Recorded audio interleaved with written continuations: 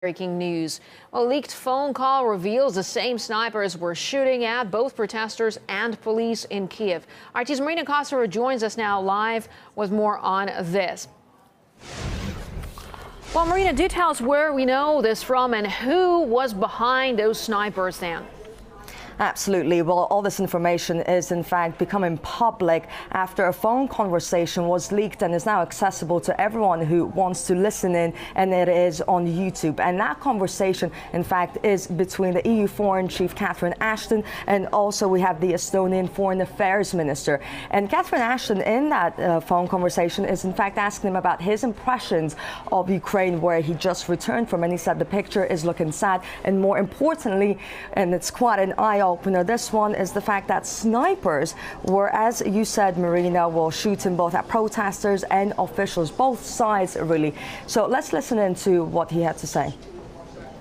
All the evidence shows that people who were killed by snipers from both sides, among policemen and people from the streets, that they were the same snipers killing people from both sides. Well, yeah.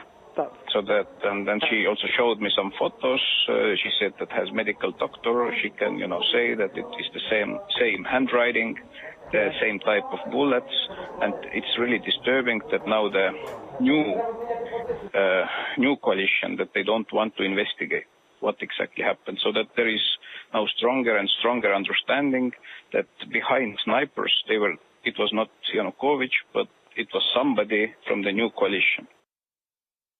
This is what is actually quite surprising here for the Estonian foreign minister to say here, because if it is not Yanukovych behind this, which no one ever said that he was from day one, but if it is the newly formed government there in Ukraine, that means that the opposition all along were planning this, and they were in fact trying to destabilize the situation in Ukraine, and it seems that they've pretty much achieved in doing so. But the real question now is, because as I said, this really changes everything. How will the West and Europe, in fact, react to these revelations?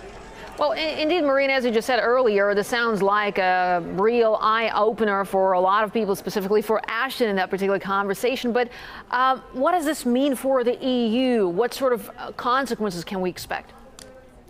Well, we have heard all along that pretty much the Western media, Europe included, also have been saying that the opposition they're sort of been portraying them as freedom fighters and ignoring other people who were saying that, in fact, some of these activists are former criminals or prisoners, and they're looking out to promote their own agendas. In some case, very nationalistic, radical. We've been saying this for a number of days here on RT. Now, this goes to show that perhaps the EU doesn't have the full picture, and this is just the beginning of something that could continue unraveling and blow up in their faces.